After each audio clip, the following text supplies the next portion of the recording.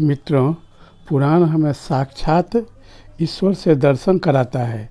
यदि हम आप लोगों से यह पूछें कि आपने ईश्वर को कभी साक्षात दर्शन किए हैं, मुझे लगता है कि लगभग 99.9% लोग कहेंगे कि नहीं। यह उत्तर गलत है। पुराण हमें भगवान का साक्षात दर्शन कराता है। यह कैसे, इसे जानने के लिए वीडियो के अंत तक बने रहें। आप निश्चित रूप से ये समझ जाएंगे। दोस्तों, यह कैसे संभव है? तो भगवान हमें शरीर दिए हैं, आँख, नाक, कान, मुंह, हाथ, पाँव इत्यादि सभी आवश्यक अंग दिए हैं, जिससे हम कोई भी सांसारिक कार्य कर सकें, सांसारिक चीज़ों को देख सकें और अपना जीवन निर्वाह कर सकें। किंतु सत्य तो यह है कि हमें दो शरीर दिए हैं, एक बाहरी और एक आंतरिक।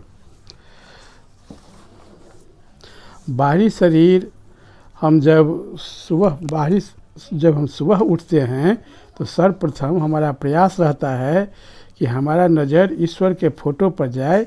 पहले हम उनका दर्शन करें, फिर दुनियादारी के और चीज़ को देखें। नित्य क्रिया से निवृत्त होकर सभी का प्रयास रहता है कि नज़दीक में जिन देवता का मंदिर है वहाँ जाकर हम प्रणाम करें।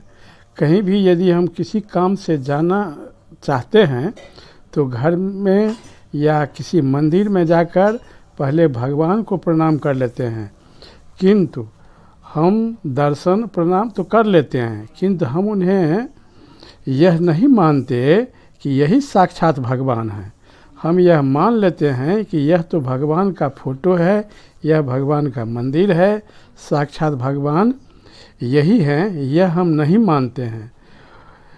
तो हमें ऐसा ही फल मिलता है। यदि हम ईश्वर को मानेंगे कि यही ईश्वर हैं, तब न हम ईश्वर के दर्शन का फल होगा। कि हमारा मन नहीं मानता है। पुराण हमें यही सिखलाता है कि हम कैसे मान लें कि यही साक्षात भगवान है। तो मित्रों, हम भगवान को साक्षात दर्शन करके भी अगर मानते नहीं हैं तो इसमें भगवान का तो कोई दोष नहीं। और इसका मूल कारण यही है कि हम ईश्वर को बाहरी नेत्रों से देखते हैं, बाहरी विचारों, बाहरी हृदय से देखते हैं।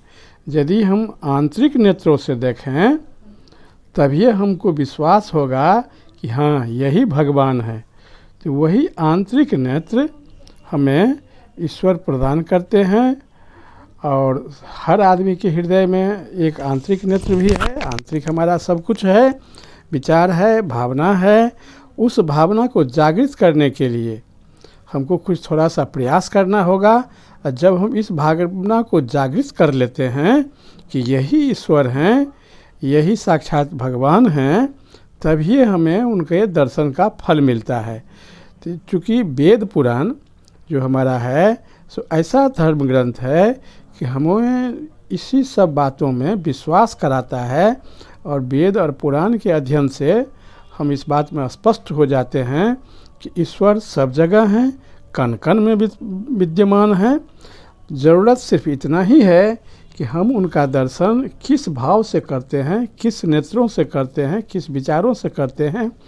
यदि हम आंतरिक नेत्रों से उनका दर्शन करें, जिसे हमारे शास्त्रों में दिव्य दृष्टि कहा गया है, तो यदि हम दिव्य दृष्टि को खोल करके आंतरिक विचारों से, आंतरिक नेत्रों से ईश्वर का दर्शन करें, चाहे वह घर में फ़ोटो हो, चाहे पूजा का हमारा जगह हो, चाहे कोई मंदिर हो, तभी हमको भगवान का साक्षात दर्शन का फल मिलेगा। और हम समझ पाएंगे कि यही साक्षात भगवान है।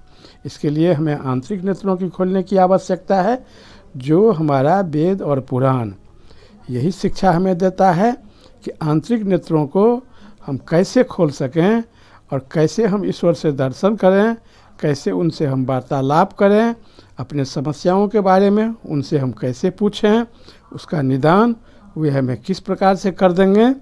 तो ये सारा चीज़ जानने के लिए वेद और पुराण का अध्ययन ज़रूरी है।